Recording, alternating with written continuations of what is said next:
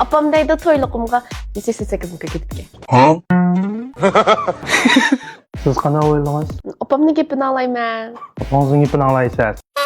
Apanız sizga uyga balduq qaytsa, u gapni anglamaysiz.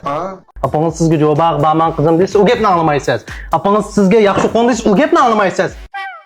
Apanız sizga chinqo beydaq o'tam desa, u gapni anglamaysiz. Baba Bowie. Ha, bek ayol o'xshash baravar ayol kishi mustaqil patata dartib chiqamamsiz qanday mushtayak ashuna?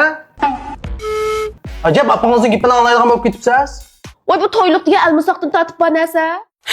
Voy xanim, to'yliq qo'y, almisaqtim bor, lekin bundan navbat bo'yicha bundan chiqdi siz birlab siz qilib olib 188 ming ushqotim berdi, o'ch. Bu örp adetimiz bizning. Men bilan yurgan vaqtida maishni qisqimiz bo'lmaydi, men o'rp odat tushmaydi desam, uning gapini anglamaysiz. Endi pul kelganda o'rp odat. Boshqalarga berdikan, man kelganda yo'qmikin ha?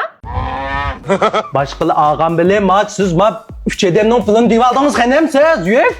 Can, biz o'z masalamizdakican. İşçi vakti ben takılmaya oturup...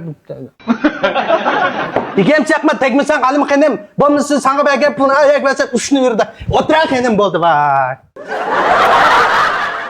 Yarın